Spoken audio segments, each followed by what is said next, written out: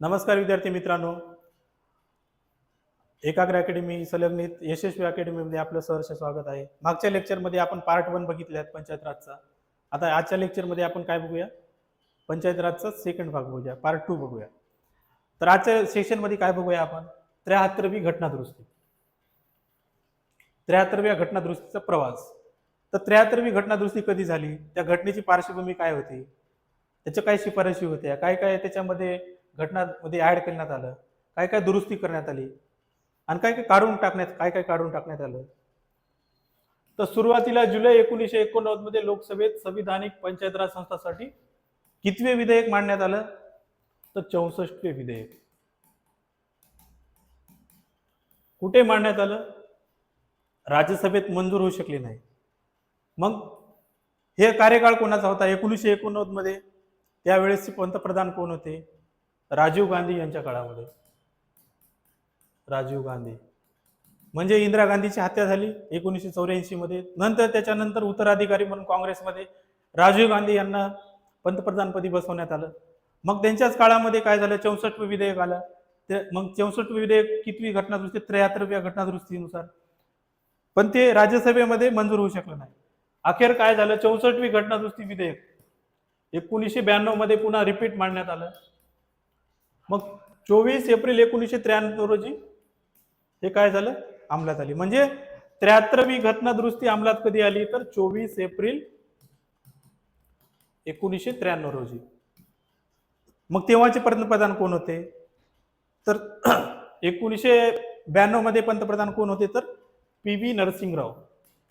P V. Narasimha Rao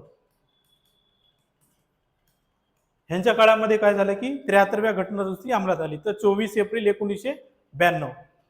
आपल्याला असं विचारू शकते की 73व्या घटना दुरुस्तीचा तारीख सांगा, केव्हा अंमलात आली? तर त्यावेळेसचे पंतप्रधान कोण होते? कोणाच्या काळामध्ये अंमलात आले? तर असं पी.व्ही. नरसिंहराव. आणि त्याचा कालावधी काय? तर 24 एप्रिल 1992 रोजी.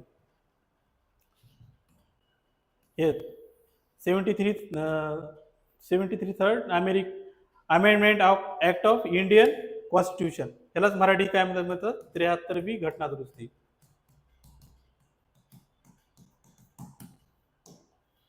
नेक्स्ट बघूया 1992चा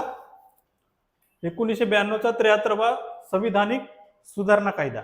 म्हणजे 73व्या घटना दुरुस्तीनुसार त्याच्यामध्ये काय काय सुधारणा करण्यात आल्या? पंचायत राज संस्थांमध्ये 73व्या घटना दुरुस्ती कायद्याचे महत्व.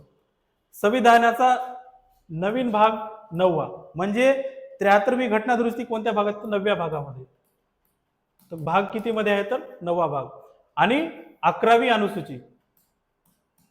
11वी अनुसूची कोणत्या भागामध्ये आहे? तर संविधानाचा 9वा भाग. आणि अनुसूची विचारलं तर 11वी अनुसूची. आणि त्याच्यामध्ये किती कार्यात्मक विषय आहेत? तर 29 कार्यात्मक विषय आहेत. कार्यात्मक विषय. भाग 9वा. तर भाग 9व्या मध्ये कोणते कोणते कलमे येतात? 243 ते 243 ओ. 243 ते 243 ओ. नेक्स्ट काय झालं? मग लोकशाही निर्णय प्रक्रियेत महिलांच्या मोठ्या संख्येचा समावेश झाल्यामुळे ग्रामीण भागातील महिलांचे राजकीय सक्षमीकरण झाले. नेक्स्ट काय झालं? मग तर कलम 40 मध्ये कलम 40 ला लोकशाही स्वरूप देणे, राज्याचे ग्रामपंचायतीचे संघटन करावे आणि त्यांना स्वराज्य म्हणून काम करता यावे यासाठी अधिकार प्रदान करण्यात आले. म्हणजे ग्राम पातळीवर कलम 44 काय? ग्रामसभा, ग्रामपंचायतीचे संघटन, म्हणजे ग्राम पातळी, पुन्हा तालुका पातळी, पुन्हा जिल्हा पातळी, म्हणजे असं त्या संघटनेवर त्या संघटनेने असं नियोजन करून काम करणे. म्हणजे त्याची लोकशाही म्हणजे आली. म्हणजे आपल्या लेवलला आपण काम करणे. म्हणजे ग्रामपंचायत, गाव पातळीवर ग्रामपंचायत, तालुका पातळीवर पंचायत समिती, जिल्हा पातळीवर जिल्हा परिषद, असं त्या स्टेजनं काम करणे. अशा प्रकारच्या सुधारणा करण्यात आल्या. पंचायत राज व्यवस्था संविधानाच्या न्याय भागाच्या कक्षेत येतात आणि राज्यांना ही व्यवस्था स्वीकारण्याचे आदेश देतात. बरोबर आहे. शिवाय पंचायत राज संस्थांमधील निवडणूक प्रक्रिया राज्य सरकारपासून स्वतंत्र पार पडेल. म्हणजे ह्या 73व्या घटना दुरुस्तीत काय काय ऍड करण्यात आले, शिफारशी काय काय होत्या यांच्या? या कायद्याचे 2 भाग आहेत, सक्तीचे आणि ऐच्छिक. त्यातल्या काही अनिवार्य तरतुदी बघूया. राज्य कायद्यामध्ये जोडल्या पाहिजेत, ज्यामध्ये नवीन पंचायत राज व्यवस्थेची निर्मिती समाविष्ट आहे. आणि ऐच्छिक तरतुदी काय काय आहेत, अनिवार्य तरतुदी काय काय आहेत, राज्य कायद्यामध्ये जोडल्या पाहिजेत, ज्यामध्ये नवीन पंचायत राज व्यवस्थांची निर्मिती समाविष्ट आहे. आणि ऐच्छिक तरतुदीमध्ये काय काय केले, दुसरीकडे राज्य सरकारच्या विवेक बुद्धीवर आहेत. नेक्स्ट काय म्हणले, प्रतिनिधी लोकशाही हे सहभागी लोकशाही. हा कायदा देशातील तळागाळात लोकशाही संस्था निर्माण करण्यासाठी एक मैलाचा दगड आहे. तर यांचा काय उच्चार करण्यात आलाय की प्रतिनिधी लोकशाही ते सहभागी लोकशाही हा कायदा देशातील तळागाळात लोकशाही संस्था निर्माण करण्यासाठी एक मैलाचा दगड आहे. नेक्स्ट काय म्हणले, या कायद्याने प्रतिनिधी लोकशाहीचे रूपांतर सहभागी लोकशाहीमध्ये केले. बरोबर आहे. पंचायत राजमध्ये 73व्या घटनादुरुस्ती कायद्याची वैशिष्ट्ये.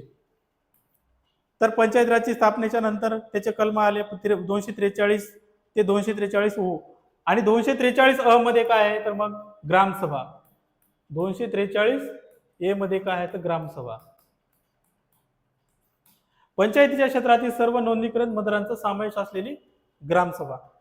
आपली आपली महाराष्ट्राची पंचायत राज कोणती कशी आहे तर त्रिस्तरीय पंचायत राज आहे.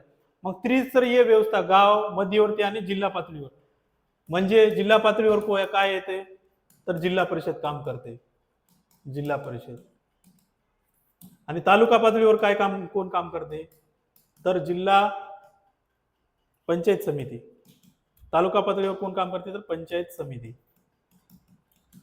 आणि गाव पातळीवर ग्रामपंचायत.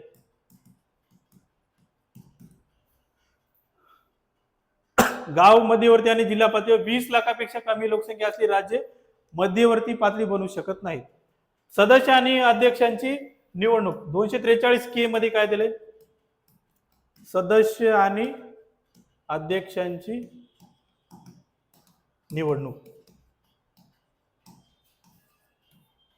पंचायत राजच्या सर्व स्तरांचे सदस्य थेट निवडून दिले जातात आणि मध्यवर्ती आणि जिल्हा पातळीवरचे अध्यक्ष निवडून आलेल्या सदस्यांमधून अप्रत्यक्षपणे गाव पातळीवर राज्य सरकारने ठरवल्यानुसार अध्यक्ष निवडले जाते.